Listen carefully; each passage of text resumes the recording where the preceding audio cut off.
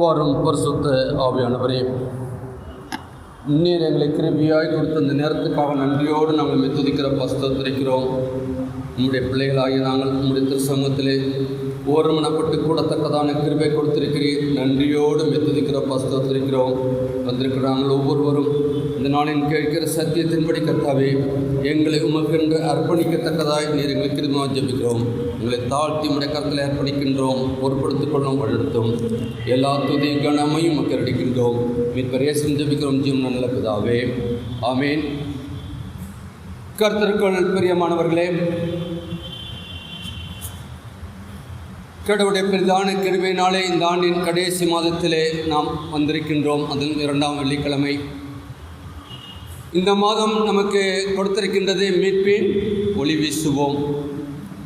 அப்படினால் ஒளி வீசும் ஆண்டின் கடைசி மாதத்துக்குள்ளாக வந்திருக்கின்ற நீங்கள் நானும் கடந்த மாதங்களெல்லாம் ஒளி வீச அழைக்கப்பட்ட நாம் நம்முடைய வாழ்க்கையிலே இந்த மாதத்திலே மீட்பின் ஒளியை வீசும்படியாய் நாம் அழைக்கப்பட்டிருக்கின்றோம். என்றால் நாம் மீட்பது இயேசுவை பாலகனாக பிறக்க நாம் ஆயத்தப்பட்டு கொண்டிருக்கின்றோம். பெத்லகேமிலே வந்தவர் ஏதோ அல்ல, உங்களையும் என்னையும் மீட்கும்படியாய் இந்த உலகத்திலே வந்திருக்கின்றார்.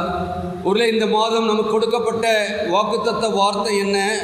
அதற்கு இயேசு இன்னும் கொஞ்ச காலம் ஒளி உங்களிடத்தில் இருக்கும், இருளில் நீங்கள் அகப்படாத படிக்கு ஒளி உங்களோடு இருக்கையில் நடவுங்கள், இருளில் நடக்கிறவன் தான் போகிற இடம் இன்னதென்று அறியான். அப்படினால் அங்கு சொல்லப்படுகின்ற காரியம், இருளில் நீங்கள் அகப்படாதபடிக்கு ஒளி உங்களிடத்தில் இருக்கையில் நடவுங்கள். ஒளி நம்மிடத்தில் இருக்கின்ற பொழுதுதான் நீங்கள் நான் இந்த உலகத்திலே மீட்கப்பட்ட ஜனமாக வாழ முடியும். நாம் மீட்கப்பட்டு இரட்சிப்பின் அனுபவத்துக்குள்ளாக வந்துவிட்டோம் என்று சொன்னால் எந்த சூழ்நிலையிலும் நம்மை இருள் மேற்கொள்ள முடியாது. நீங்கள் நானும் ஒளி வீசுகின்றவர்களாய், என்னால் நமக்குள்ளாக மீட்பின் ஆண்டவர் நமக்குள்ளாக இரட்சிப்பை நமக்கு கொடுத்திருக்கின்றார். அந்த இரட்சிப்பு என்பது ஒரு மனம் வீசுகின்றதாய் இருக்கும். நம்மை காண்கின்ற மக்கள் மற்றவர்கள் நம்மை குறித்து சாட்சி பகர்கின்றதாய் இருக்கும். மீட்பு என்பது ஆண்டவர் இந்த உலகத்திலே வந்ததின் நோக்கமே பிதாவாகிய தேவன் உங்களையும் என்னையும் மீட்கும்படியாகத்தான் அவருடைய ஒரே பேரான குமாரனாகிய இயேசு கிறிஸ்துவை இந்த உலகத்துக்கு அனுப்பி கொடுத்தார். அதான் கிறிஸ்துமஸ் நாம் கொண்டாட ஆயத்தப்பட்டு கொண்டிருக்கின்றோம். பார்க்கின்ற பொழுது எங்கு பார்த்தாலும் ஒளியை கொடுத்து கொண்டிருக்கின்றது. வீடுகளிலே ஸ்டார்களே போட்டிருக்கின்றோம், சீரியல் செட்டை போட்டிருக்கின்றோம், ஆலயங்களிலே பார்க்கின்ற பொழுது சிறு செட்டை போடுகின்றோம், ஒளியை வீசிக்கொண்டிருக்கின்றோம். இது ஒருவேளை வெளிப்புறமான ஒளியா இருக்கலாம். ஆண்டவர் உங்களிடத்திலும் என்னிடத்திலும் எதிர்பார்ப்பது நம்முடைய உள்ளத்திலிருந்து, நம்முடைய ஆத்மாவிலிருந்து ஒளி வீச வேண்டும். அந்த ஒளி எப்படிப்பட்ட ஒளியா இருக்க வேண்டுமாம்? மீட்பின் ஒளியா இருக்க வேண்டும். மீட்பின் ஒளியை நாம் வீசுகின்ற பொழுதுதான் ஆண்டவர் அதிலே மகிமைப்படுகின்றவராயிருக்கிறார். ஒருவேளை நீங்கள் நானும் இயேசுவை பெத்லகேமிலே நாம் சந்திக்க ஆயத்தப்பட்டு கொண்டிருக்கிறோம் என்று சொன்னால், நிச்சயமாக அந்த பாலனை தரிசிக்க வேண்டும் என்று சொன்னால், நாம் மீட்கப்பட்டவர்களாய் இருக்கின்ற பொழுதுதான் இயேசு பாலனை உங்களும் என்னுடைய கண்ணும் காண முடியும். இது ஆராதனைக்கு வருவதல்ல, அன்றைக்கு காலை ஆராதனையில் நாம் கலந்து கொள்கின்ற பொழுது இயேசு பாலன் நம்மோடு கூட இருக்கின்றவராக அவர் இருக்கின்றார். அன்புக்குரியவர்களே, மீட்பின் ஒளியை வீசுகின்ற இந்த மாதத்திலே நாம் மீட்கப்பட வேண்டும் என்று சொன்னால், அப்போஸ்தலனாகிய பவுல் எபேசியருக்கு எழுதுகின்ற பொழுது அவர் சொல்லுகின்றார். 1ஆம் அதிகாரம் 7ஆம் வசனம் எடுத்து வாசிக்கலாம். 1ஆம் அதிகாரம் 7ஆம் வசனம். அவருடைய கிருபையின் ஐஸ்வர்யத்தின்படியே இவருடைய இரத்தத்தினாலே பாவ மன்னிப்பு ஆகிய மீட்பு இவருக்குள் நமக்கு உண்டாயிருக்கிறது. யாருக்குள்? இயேசுவுக்குள் நமக்கு உண்டாயிருக்கிறது. என்னால் இயேசுவுக்குள் நாம் என்ன காண்கின்றோம்? அந்த மீட்பை காண இருக்கின்றோம். இயேசு இந்த உலகத்திலே பிறக்கவில்லை என்று சொன்னால் உங்களுக்கும் எனக்கும் மீட்பு இல்லை. மீட்பின் ஒளியை வீச முடியாது. இயேசு இந்த உலகத்திலே 2000 ஆண்டுகளுக்கு முன்னாக பிறந்தார் என்று சொல்லி நாம் அனுசரித்து கொண்டிருக்கின்றோமே. அனுசரிக்கின்ற நீங்கள் நானும் நமக்குள்ளாக அந்த மீட்பு இருக்கின்றதா? இவருக்குள் நமக்கு உண்டாயிருக்கிறது, இயேசுவுக்குள் நமக்கு உண்டாயிருக்கிறது. என்றால் இயேசு கிறிஸ்து இந்த உலகத்திலே வந்ததின் நோக்கமே அவருடைய பிள்ளைகளை மீட்கும்படியாய். அந்த மீட்பரைத்தான் நாம் இருக்கின்றோம். நமக்கு நன்கு தெரியும், ஒரு அடிமை விடுதலாக்கப்பட வேண்டும் என்று சொன்னால் ஒரு சுயாதீன புருஷன் ஒருவன் அவனை கிரயத்துக் கொள்ள வேண்டும். இங்க நம்ம பார்க்குறோம்ல, ஜாமீன் கொடுக்கறத, ஒருத்தனை அரெஸ்ட் பண்ணியாச்சு, ஒரு கைதி அரெஸ்ட் பண்ணி விட்டான்னா இவ்வளோ ரூபா பிணைய கைதி, இத்தனை பேர் 2 பேர் அவருக்கு ஜாமீன் கொடுக்கணும் சொல்கிறாங்களா இல்லையா? கேள்விப்படுறோமா இல்லையா? இன்னைக்கு 2 பேர் அவங்களுக்கு, நாங்கள் அதுக்கு பொறுப்பு. இந்த கைதியை நாங்கள் எந்த சூழ்நிலையும் விட்டு விட மாட்டோம், எப்போ நீங்கள் கூப்பிட்டாலும் கொண்டு வந்து விடுறோம்னு சொல்லி விடுறாங்க. அப்படினால் இந்த விடுதலை செய்ய வேண்டும் என்று சொன்னால், ஜாமீனில் வெளியே வர வேண்டும் என்று சொன்னால் இங்கே கொடுக்க வேண்டிய இருக்கிறது. யோவான் 8:34 சொல்கிறது, ஆண்டவராக இயேசு கிறிஸ்து, பாவம் செய்கிற எவனும் பாவத்துக்கு அடிமையாயிருக்கிறான் என்று மெய்யாகவே எங்களுக்கு சொல்கிறேன். பாவம் செய்கிற எவனும் பாவத்திற்கு அடிமையாக இருக்கிறான். அங்கு மீட்கப்பட்டவனாய் இல்லை, அவன் பாவத்துக்கு அடிமையாக இருக்கிறான் என்று பார்க்கின்றோம்.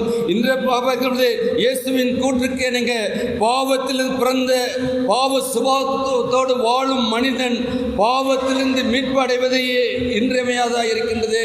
அது மட்டுமல்ல, இயேசு கிறிஸ்து சிலுவையில் சிந்தின இரத்தம் மட்டும்தான் நம்மை சுத்திகரிக்க முடியும். ஆண்டவராக இயேசு பிறந்த பொழுது மத்தேயு 1:21 என்ன சொல்றாங்க? அவருக்கு இயேசு என்று பெயரிடுவாயாக. இயேசு என்பதற்கு அவர் என்ன, நமது ஜனங்களின் பாவங்களை சுமந்து தீர்ப்பார். அவர் பாவங்களை நீக்கும்படியாய், ரட்சிக்கும்படியாய், பாவங்களை நீக்கி அவர்களை ரட்சிக்கும்படியாய் இந்த உலகத்தில் வந்திருக்கின்றார். அவரைத்தான் நாம் ஆராதிக்க வந்திருக்கின்றோம். அவர்தான் தூய இம்மானுவேல் ஆலயத்திலே நம்முடைய முன்னோர்கள் வழிபட்டார்கள், நாம் வழிபட்டு கொண்டிருக்கின்றோம். அவருடைய பிரசனம்தான் இன்றைக்கு உங்களையும் என்னையும் வழிநடத்தி கொண்டிருக்கின்றது. இந்த பரிசுத்த பூமியிலே எத்தனை மிஷனரிமார்களுடைய கால்பட்ட இடம். இன்னைக்கு உன்னுடைய காலம் என்னுடைய காலம் படுகிறது என்றால் நமக்குள்ளாக எவ்வளவு அந்த வைராக்கியம் வேண்டும். நான் மீட்கப்பட்டவன், நான் இயேசுவின் பிள்ளை. இயேசு இந்த உலகத்திலே வந்தது தமது ஜனங்களின் பாவங்களை நீக்கி சுத்திகரிக்கும்படியாய், அவர்கள் ரட்சிக்கும்படியாய் இந்த உலகத்திலே வந்தார். அவரைத்தான் நான் ஏற்றுக்கொண்டிருக்கின்றேன். அவர் எனக்குள்ளாக இந்த 2025 ஆண்டாவது. எத்தனையோ ஆண்டுகள் நாம் கிறிஸ்துமஸை கொண்டாடி விட்டோம். இந்த 25வது ஆண்டிலாவது எனக்குள்ளாக, என்னுடைய ஆத்மாவுக்குள்ளாக அவர் பிறந்து அந்த ரட்சிப்பின் அனுபவத்தை நான் பெற மாட்டேன்னா, இதுதான் நமக்கு வேண்டும் வைராக்கியம். ஏதோ அல்ல, நமக்குள்ளாக ஒரு வைராக்கியம் வேண்டும். ஆண்டவரே, நீர் எனக்குள்ளாக வாரும். ஆண்டவரே, நீர் சொல்லியிருக்கிறீர், இயேசு என்ற நாமத்தோடு கூட இந்த உலகத்தில் வந்து ஜனங்களின் பாவங்களை நீக்கி அவர்கள் ரட்சிப்பார் என்றது அந்த வார்த்தை. என்னை ரட்சியும் ஆண்டவரே, நான் எந்த நிலையிலே இருக்கிறேன் என்பதை நீர் அறிந்திருக்கிறீரப்பா. ஒருவேளை உலகத்தில் உள்ள மனிதர்கள் அறியாமல் இருக்கலாம். ஒருவேளை உங்களை எண்ணி பார்க்கின்றவர்கள் இவர்கள் மிக பரிசுத்தவான்கள். ஒருவேளை வெள்ளை அங்கி போட்டிருக்கிறதுனால் நான் பரிசுத்த கூட்டத்தில் இருப்பவன் அல்ல. என்னுடைய வாழ்க்கையும் என்னுடைய நடக்கையும் என்னுடைய பேச்சும் என்னுடைய செயலும் தான் நான் மீட்கப்பட்டவனா அல்லவா என்பதை மற்றவர்களுக்கு காண்பிக்கும். எனவே நீங்கள் நானும் நாம் எப்படிப்பட்டவர்களாக இருக்கின்றோம்? பேதுரு சொல்லுகின்ற பொழுது 1 பேதுரு 1:18 சொல்லுகிறார். 1 பேதுரு 1:18, ஏன்னா ஆண்டவர் நம்மை வெள்ளினாலும் பொன்னினாலும் மீட்டவர் அல்ல. இன்னைக்கு நிறைய பேர் என்ன பண்றாங்க? கோயிலுக்கு காசு கொடுத்தாச்சுன்னா சொல்லுங்களேன், மோட்சம். அப்படித்தானே? கோயிலுக்காக உழைக்கிறேன், கோயிலுக்காக காசை கொடுக்கிறேன், அவன் கொடுக்கல, இவன் கொடுக்கல, எவன் கொடுக்கிறான்ல ஆண்டவர் சொல்லுகிறாரு. வாசி எல்லாமே 1 பேதுரு 1:18. நீங்கள் பரிசுத்தராக இருக்கிறது போல இல்லை, அழிவுள்ள வஸ்து ஆகிய வெள்ளியினாலும் பொன்னினாலும் மீட்கப்படாமல் குற்றமில்லாத மாசற்ற ஆட்டுக்குட்டியாகிய கிறிஸ்துவின் விலையேறப்பெற்ற இரத்தத்தினாலே மீட்கப்பட்டீர்கள். வெள்ளியினாலும் பொன்னினாலும் அல்ல. ஆண்டவர் இன்னைக்கு நீங்கள் நானும் எவ்வளோ கொடுக்கலாம், கொடுக்கணும். நாம் கொடுப்பதன் மூலமாய் ஆண்டவரை அறியாத மக்கள் ஆண்டவரை அறிந்து கொள்ள வேண்டும். இதான் திருச்சபை இன்னைக்கு நம்ம கொடுத்திருக்கின்றது. நற்செய்தி பணி நம்ம மேல் விழுந்த கடமை. நற்செய்தி பணிக்காக நாம் கொடுத்தே ஆக வேண்டும். அதை கொடுப்பதினாலே நீங்கள் நானும் மீட்கப்பட்டவர்கள் அல்ல, நீங்கள் நானும் பரிசுத்தவான்கள் அல்ல, நீங்கள் நானும் பரலோகத்துக்கு உரியவர்கள் அல்ல, நீங்கள் நானும் மீட்பின் ஒளி வீசுகிறவர்கள் அல்ல. நாம் அதை புரிந்து கொள்ள வேண்டும். இன்னைக்கு அநேகருடைய வாழ்க்கை என்ன, கோயிலுக்கு கொடுத்தாச்சுனாக்கா நமக்கு பரிசுத்தம் இல்லவே இல்லை. வேதத்தில் எங்கேயும் கிடையாது. மனம் திரும்பாவிட்டால் பரலோக ராஜ்யத்தில் பிரவேசிக்க முடியாது. மனம் திரும்புதலை நாம் கர்த்தரிடத்திலே நாம் எதிர்பார்க்கின்றவராய், நாம் ஆராதிக்கின்ற கர்த்தரை எதிர்பார்க்கின்றவராக இருக்கிறார். நம் மனமோட போக்கிலே நடக்க அல்ல. ஆண்டவருடைய வழி என்ன வழி, இன்னைக்கு என்ன திட்டத்தை வைத்திருக்கிறார், நான் எதற்காக அழைக்கப்பட்டேன் என்பதை உணர்ந்து பார்த்து செயல்படுகின்ற பொழுதுதான் ஆண்டவர் நமக்குள்ளாக மகிமைப்படுகின்றார். இன்னைக்கு நம்ம உலகத்தின் மக்களை எல்லாம் மகிமைப்படுத்திக் கொண்டிருக்கின்றோம். பண்றோமா இல்லையா? சொல்லுங்களேன், பண்றோமா இல்லையா? இதோ ஆண்டவரை அறியாத மக்கள் அல்ல, ஆண்டவர் என்னை தவிர வேற ஒரு தேவர்கள் உங்களுக்கு வேண்டாம் ஆண்டவர் சொல்லியிருக்கிறார். உலகத்தின் மக்களை நாம் தேவர்களைப் போல நாம் பாதித்துக் கொண்டிருக்கின்றோம், பரிசுத்தவான்களைப் போல நாம் ஆராதித்துக் கொண்டிருக்கின்றோம். அன்புக்குரிய திருச்சபை மக்களே, ஆண்டவர் அழிவில் அவருடைய குற்றமில்லாத மாசற்ற இரத்தத்தினாலே நம்மை சுத்திகரிக்க முடியாது. அவர் இயேசு பாலனாய் பெற இருக்கின்றார். அவரிடத்திலே ஒரு பாவம் இல்லை, அவர் வாயிலே வஞ்சனை காணப்படவும் இல்லை. ஆனால் அவர் எதற்காக அடிக்கப்பட்டார், எதற்காக நொறுக்கப்பட்டார்? உங்களையும் என்னையும் மீட்டு தேவனுடைய சிங்காசனத்திலே இருக்க முடியாது அழைத்திருக்கின்றார் என்பதை பார்க்கின்றோம். யோவான் 8:36 அப்படியாக சொல்கிறது. அங்கு ஆண்டவராய் இயேசு கிறிஸ்து சொல்கிற பொழுது, ஆகையால் குமாரன் உங்களை விடுதலையாக்கினால் மெய்யாகவே விடுதலை ஆவீர்கள். அல்லேலூயா, அல்லேலூயா. குமாரன் உங்களை விடுதலையாக்கினால் மெய்யாகவே நீங்கள் விடுதலை ஆவீர்கள். விடுதலை என்பது என்ன? விடுதலையோடு நாம் ஆராதிக்கிற பொழுதுதான், விடுதலையோடு ஆண்டவரோடு கூட இருக்கின்ற பொழுதுதான் நமக்கு மீட்பு. நாம் விடுதலை அற்று ஒரு சமாதானமற்ற சூழ்நிலையிலே ஆண்டவரை ஆராதிப்போம் என்று சொன்னால் அது வீண். அது உலகத்தின் மக்கள் வேணா உங்களையும் என்னையும் எடுத்து கொண்டாடலாம். சின்ன தம்பி ஐயாவை போல உண்டா, கொண்டாடலாம். ஆனால் அவர் வருகிற வரையிலே அவர் அதை எதிர்பார்க்க மாட்டார். எனக்கு யார் நல்ல சர்டிபிகேட் கொடுத்தார், நற்சான்றிதழ் கொடுத்தார் என்று பார்க்கவில்லை. அவர் அங்கு வருகின்ற பொழுது என்னுடைய கிரியைக்கு தக்க பலன் அவரோடு கூட வர இருக்கின்றது. அதுதான் மீட்பு. மீட்பு எங்கு இருக்கின்றது? அவர் உங்களை விடுதலையாக்க வேண்டும். விடுதலை ஆக்கும்படியாகத்தான் இயேசு பாலர் இந்த உலகத்திலே வருகின்றார். அப்படி என்றால் நீங்கள் நானும் எதிலிருந்து விடுதலை பெற்றிருக்கின்றோம்? நான் என்கிற அகங்காரத்திலிருந்து விடுதலை பெற்றிருக்கின்றோமா? நம்முடைய சுயத்திலிருந்து விடுதலை பெற்றிருக்கின்றோமா? நாம் எதிலிருந்து நாம் விடுதலை பெற்றிருக்கின்றோம்? ஆண்டவருடைய ஆராதிக்க இருக்கின்றோமே, அவருடைய பிறப்பின் பண்டிகையை கொண்டாடுகிற இந்த நாளிலாவது நீங்கள் நான் நற்செய்தியை அறிவிக்க அழைக்கப்பட்ட மக்களாக இருக்கின்றமே, நற்செய்தியை அறிவிக்கின்ற பொழுது ஒரு சமாதானம் உண்டா, ஒரு சந்தோஷம் உண்டா, ஒரு ஐக்கியம் உண்டா? திருச்சபையிலே இன்னைக்கு எதற்காக திருச்சபை அழைக்கப்பட்டது? திருச்சபையில எங்கு பார்த்தாலும் இன்னைக்கு ஏன் பிரச்சனை? நான் நான் எங்கே இருக்கிறது? நாம் என்று சொல்லுகிற பொழுதுதான் உதடே ஒட்டுது, நம்முடைய ஒரு அவயவமே ஒட்டுது. நான் என்று சொல்லுகிற பொழுது எப்பொழுதும் ஆண்டவரோடு கூட உங்களுக்கு எனக்கும் இதே கிடையாது. ஆண்டவரோடு கூட நாம் ஐக்கியப்பட்டவர்கள் அல்ல, மீட்கப்பட்ட ஜனம் அல்ல. இதை நாம் புரிந்து கொள்ள அழைக்கப்படுகின்றோம். என்னால் அவருடைய இயேசு விலை மதிப்பற்ற பரிசுத்தம் உள்ள இரத்தத்தை சிந்தி நம்மை மீட்டெடுத்திருக்கின்றார். அதற்காகத்தான் பெத்லகேமிலே மாட்டு தொழுவத்திலே, அவருக்கு என்று ஒன்றும் இல்லை, மாட்டு தொழுவத்திலே அன்னைக்கு வாசிக்கின்ற பொழுது புதிய பாட்டில் என்ன போட்டிருக்கு? புதிய தெருவில் தீவன தொட்டியிலே, தீவன தொட்டியிலே. தீவனம் என்பது என்ன? மாடுகளுக்கு இறை போடுகின்ற அந்த தொட்டி, அந்த தீவன தொட்டியிலே இயேசு பிறந்தார். இன்றைக்கு நீங்கள் நானும் மாடம் மகிழத்திலே வாழ்ந்து கொண்டிருக்கின்றோம். ஆனால் ஆண்டவர் கொடுக்கின்ற ஆசீர்வாதம் உண்டு. இந்த உலகத்திலே நீங்கள் நானும் ஆசீர்வாதத்தின் பாத்திரமாய் இருக்க வேண்டும்.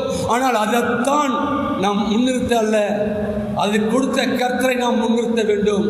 அதற்காக நீங்கள் நானும் அழைக்கப்பட்டிருக்கின்றோம். அன்புக்குரியவர்களே, அங்கு பார்க்கின்ற போது நாம் இருளில் ஒளிக்கும் அடிமைத்தனத்திலிருந்து நாம் விடுபட்டவர்களாய், நம்முடைய பாவத்திலிருந்து மீட்கப்பட்டவர்களாய், ஆண்டவரோடு கூட இருக்கின்ற அந்த மீட்பின் ஒளியை வீசுவதற்காக இந்த நாட்களை கர்த்தர் கிருபையாய் கொடுத்திருக்கின்றார். நாம் எந்த காரியத்தின் மூலமாய் சம்பாதிக்க முடியாத ஒன்று ஆண்டவர் நமக்கு கொடுத்திருக்கின்றார். நம்முடைய காசு பணத்தில் அல்ல. இதனால அன்னைக்கு சீர்திருத்த திருச்சபை எதிர்நாள் உண்டானது. அன்றைக்கு இருந்த ரோம்ல அன்றைக்கு அந்த சென்ட் பீட்டர் சர்ச்சை கட்டும்படி என்ன பண்ணாங்க? பாவ மன்னிப்பு சீட்டு. இந்த சீட்டை வாங்கினா பாவமெல்லாம் முன்னுறோம். மார்ட்டின் லூத்தர் பார்த்தாரு, ஒரு சீட்டை வாங்கினா பரலோகம் கிடைக்குமா? அவருக்கு கொடுக்கப்பட்டது விசுவாசத்தினால் நீதிமான் பிழைப்பான். விசுவாசத்தினால் நீதிமான் பிழைப்பான். நீங்கள் நானும் விசுவாசியாக இருப்போம் என்று சொன்னால் நம்மோடு இருக்கிற உடன் விசுவாசி ஒருவரும் கெட்டழிந்து போகாதபடி ஆண்டவருடைய வரிக்கு நாம் வர வேண்டும் என்று சொன்னால் நீங்கள் நானும் உத்தரவாதம் உள்ளவர்களாக இருக்கின்றோம். இதோ வந்தல்ல, நீங்கள் நானும் உத்தரவாதம் கொடுக்க வேண்டும். ஆண்டவருடைய வழியிலே நம்மோடு கூட இருக்கிற உடன் விசுவாசிகள் ஆண்டவருடைய திருசமூகத்திலே வருகின்ற பொழுது கூட வர வேண்டும். அதற்காக நீங்கள் நானும் அவர்களோடு கூட இணைந்திருக்கின்ற பொழுதுதான் அது கிடைக்கும். நம்முடைய வாழ்க்கையிலே எப்படியாக இருக்கின்றோம் அங்கு பார்க்கின்ற பொழுது நம்முடைய ஒவ்வொரு காரியமும் அங்கு பார்க்கின்றோம். 1-2 கொரிந்தியர் 9:15 தேவன் அருளி சொல்ல முடியாத ஈவுக்காக அவருக்கு ஸ்தோத்திரம். விளையேறப்பெற்ற இரத்தத்தின் மூலமாய் நம்ம ரட்சித்திருக்கின்றார். இன்றைக்கு நீங்கள் நானும் ஆண்டவருடைய பாதப்படியிலே அமர்ந்திருக்கின்றோம். நாம் ரட்சிக்கப்பட்ட மக்களாய் மீட்பின் ஒளியை வீசுகின்ற இந்த மாதத்திலே மீட்பின் ஒளியை வீச வேண்டும். வீட்டில் சீரியல் செட் போறதுனால நம்ம மீட்கப்பட்டவர்கள் அல்ல. புறமதத்தில் நம்மை காண வேண்டும் என்பதற்காக அது ஒருவேளை அடையாளமாக இருக்கலாம், நட்சத்திரங்களாக இருக்க வேண்டும் சொல்லி அன்னைக்கு ஐயா சொன்னாங்க. நாம் ஒவ்வொருவரும் நட்சத்திரங்களாக இருக்க வேண்டும். இயேசுவட்டை மற்றவர்களை அழைத்து வருகின்ற நட்சத்திரங்களாக இருக்க வேண்டும். அப்படினால் நீங்கள் நானும் எப்படி ஒளி வீசியிருக்கின்றோம். நமக்குள்ளாக மீட்பு இல்லை என்று சொன்னால் நீங்கள் நான் நட்சத்திரம் மற்றவர்களாய் ஆண்டவரை நமக்கு காட்டுகின்றவர்களாய் அல்ல என்பதை நாம் அறிந்து கொள்ள அழைக்கப்படுகின்றோம். என்றால் நமக்கு கொடுக்கப்படுகின்ற பொழுது எபேசியர் 1:13 அங்கு சொல்லப்படுகின்ற காரியம், நீங்கள் எபேசியர் 1:13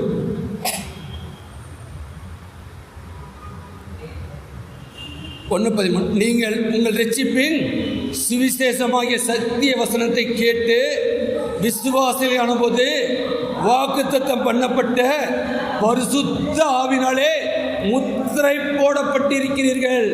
இன்றைக்கு தூய இம்மானுவேல் ஆலயத்திலே அங்கமாக இருக்கிற நாம் ஒவ்வொருவரும் என்னவா அங்கே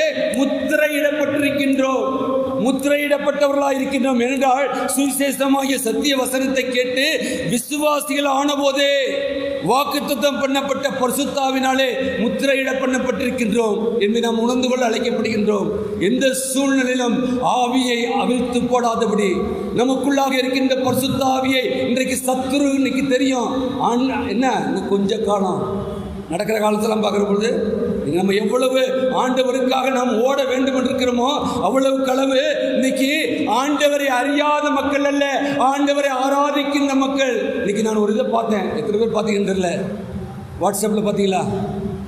நோவா பேழையை பார்த்தீங்களா இல்லையா? நோவா பேழை செய்கிறாரு.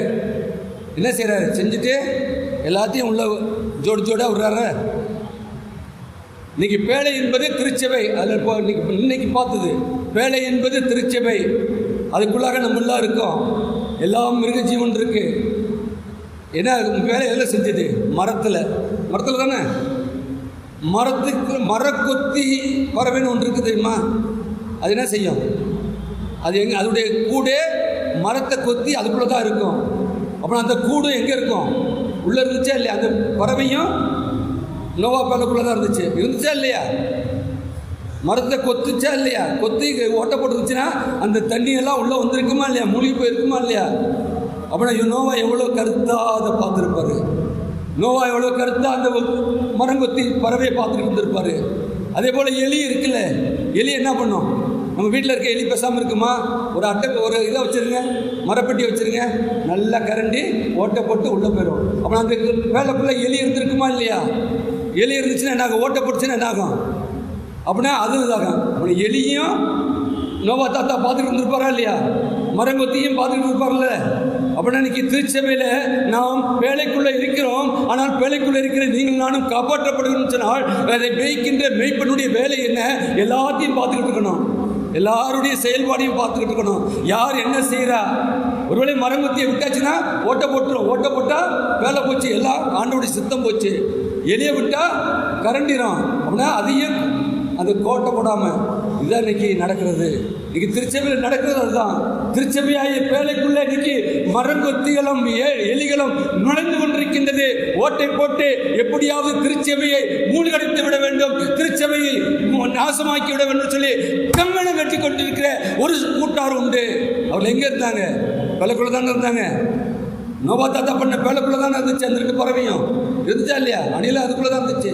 இன்னைக்கு அப்படி தான் திருச்சபைக்குள்ளே இன்னைக்கு இருந்துக்கிட்டு இன்னைக்கு எப்படியாவது ஓட்டையை போட்டு எப்படியாவது இந்த திருச்சபையிலே நடைபெறுகின்ற எல்லா நற்செயல்களையும் ஆண்டவருடைய நாமம் மகிமைப்படாதபடி இன்றைக்கு மக்களை இன்னைக்கு மூழ்கடிக்கக்கூடிய அநேக காரியங்கள் இன்றைக்கு நடந்து கொண்டிருக்கின்றது. அன்புக்குரியவர்களே, நீங்கள் நானும் ஜாக்கிரதை உள்ளவர்களாக இருக்க அழைக்கப்படுகின்றோம். ஒரு அன்னைக்கு யோவான் தாத்தா அவ்வளோ பெரிய இதில் எவ்வளோ மிருகங்கள், எவ்வளோ பறவைகள், எவ்வளவு இது அவருடைய அவருடைய குடும்பத்தார் எல்லாரும் இருந்திருக்கிற பொழுது கூட அவர் இதை பார்த்தாருன்னா, இன்னைக்கு நீங்கள் நானும் ஆண்டவருடைய திருச்சமூகத்தில் நீங்கள் நானும் வந்திருக்கின்றோமே. இந்த திருச்சபை உங்களுடைய என்னுடைய கருத்தில் அல்லவா கொடுக்கப்பட்டிருக்கிறது. இந்த சபை உங்களுடைய கருத்தில் அல்லவா என்னுடைய கருத்தில் அல்லவா கொடுக்கப்பட்டிருக்கிறது. ஏதோ நோக்கத்தோடு கூட தானே உங்கள் மத்தியிலே நானும் ஒரு ஊழியக்காரனாய் வரும்படி கர்த்தர் அனுப்பியிருக்கிறார் இல்லையா? நானும் வர முடியுமா? சொல்லுங்க ஐயா. நான் போதர் ஐயா, நானும் போய் பிரசங்கம் பண்ண வர முடியுமா? சொல்லுங்களேன். கண்ணன் பேராயர் அவர்கள் ஆர்டர் போட்டு மேலே வாசல் தூரத்துக்கு போங்க, அங்குள்ள போதரை ஹெல்ப் பண்ணுங்க. அப்போ நான் வருகின்ற பொழுது எனக்கு ஒரு திட்டத்தோடு கூட ஆண்டவர் அனுப்பிச்சிருக்கிறார். அந்த திட்டத்தை நிறைவேற்றுவதுதான் என்னுடைய கடமை. அதை நிறைவேற்றுகின்றவர் அவர், நான் அல்ல. என் மூலமாய் அவர் நிறைவேற்ற சித்தமுள்ளவராக இருக்கிறார். நம்ம ஒவ்வொருவரும் மேலும் ஆண்டவர் ஒரு திட்டம் வைத்திருக்கின்றார். ஆண்டவராய் இயேசு கிறிஸ்து இந்த உலகத்திலே பிறந்ததின் திட்டம் இருக்கும் என்று சொன்னால் அதன் மூலமாய் மனுக்குலம் ரட்சிக்கப்பட வேண்டும், மீட்கப்பட வேண்டும் என்று சொல்லி ஒரு திட்டம் வைத்திருப்பார்கள். இந்த தூய இம்மானுவேல் ஆலயத்திலே அமர்ந்திருக்கிற உங்களையும் கொண்டும் என்னை கொண்டும் ஆண்டவர் ஒரு திட்டம் வைத்திருக்கின்றார். அந்த திட்டம் என்ன?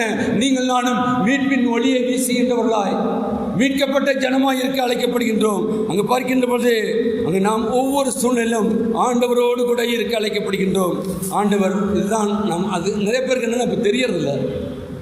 நமக்கு எதுக்கு நம்ம வந்திருக்கோம் சபையில், எதுக்கு நம்மளை அழைச்சிருக்கிற ஆண்டவர், ஏன் இன்னைக்கு இவ்வளவு கோடி மக்கள் மத்தியில் நம்ம இருக்கிறோமே, ஏன் என்னை மட்டும் ஆண்டவர் அழைச்சிருக்கிறார், எதற்காக, நான் ஏன் இயேசுவின் பிள்ளையாய் இன்னைக்கு ஒருவேளை நம் சுகமாக இருக்கோம். வட இந்தியாவில் இருக்கிற இயேசுவை ஏற்றுக்கொண்ட பிள்ளைகளுக்கு எவ்வளோ கருது, எவ்வளோ பாடுகள், சுவிசேஷம் பிரசிக்கப்படுதா. கடந்த வாரத்தில் பார்த்தேன், ஒரு ஆலயம் நடந்து கொண்டிருக்கின்றது. அங்கே போய் விழுது வஜ்ராங்கக்காரங்க எல்லாத்தையும் போட்டு அதை யார் அவங்களே போட்டு பெட்ரோலை கொடுத்து அவங்கள வச்சு எரிக்க வைக்கிறாங்க. பைபிளில் நம்ம எவ்வளோ சேஃபாக இருக்கும், எவ்வளோ காலம் இப்படி இருக்க முடியும்? நம்ம கொடுக்கப்பட்ட காலத்தில் நாம் எப்படியாக வாழ்ந்து கொண்டிருக்கிறோம்? சமாதானத்தோடு இருக்கின்றோமா? சந்தோஷத்தோடு இருக்கின்றோமா? ஐக்கியத்தோடு இருக்கிறோமா? அன்போடு இருக்கின்றோமா? ஆண்டவர் எதிர்பார்க்கின்ற காரியங்களை நாம் நிறைவேற்றுகின்றவர்களாக இருக்கின்றோமா? ஆண்டவருடைய திட்டம் இன்னதென்று அறிந்து அவருடைய முழங்கால் பிடித்து நாம் ஜெபிக்கின்றோமா? இல்லது நம்ம மற்றவர்களுக்காக ஜெபிக்கின்ற மக்களாக இருக்கின்றோமா? நாம் எப்படி இருக்கின்றோம்? இதை பார்க்கின்ற பொழுது ஜமாக்கா தீவு என்ற ஒரு தீவு இருந்தது. அந்த தீவு இல்லை அடிமைத்தன, அங்கே இருக்கின்ற மக்கள் நாம் அடிமைத்தனத்தில் இருந்திருக்கின்றார்கள். ஆனால் ஒரு நாள் வந்தது, இந்த ஜமாக்கா தீவில் இருந்த எல்லா மக்களும் அடிமைத்தனத்தினால் விடுவிக்கப்பட்டார்கள். இந்த விடுவிக்கப்பட்ட பொழுது அங்கே இருந்தவங்களாம் இருந்துட்டாங்க. அது பெரிய தீவு. தீவில் கடைசி கோடியில் இருக்கிற மக்கள் அவர்கள் விடுதலையாக்கப்பட்டோம் என்றதை உணர்வில்லாமல் அவர்கள் இன்னும் அடிமைகளைப் போல வாழ்ந்து கொண்டிருந்தார்களாம். இன்றைக்கு அப்படித்தான் இன்றைக்கி திருச்சபையில், இன்றைக்கி அப்படித்தான் திருச்சபையில் நாம் வாழ்ந்து கொண்டிருக்கின்றோம். நாம் மீட்கப்பட்ட மக்களாக இருப்போம் சொன்னால், மீட்பின் நற்செய்தியை நாம் நமக்குள்ளாக உள்வாங்கி இருப்போம் சொன்னால், நம்முடைய செயல்பாடுகள், நம்முடைய காரியங்கள் எப்படியோ இருக்கும், ஆண்டவரை பிரதிபலிக்கின்றதாக இருக்கும். மற்றவர்கள் நம்மை புகழ்வதற்காக நாம் செய்ய அழைக்கப்பட்டவர்கள் அல்ல, ஆண்டவருடைய நாமம் மகிமைப்படும்படியாக நாம் செய்ய அழைக்கப்பட்டிருக்கின்றோம்.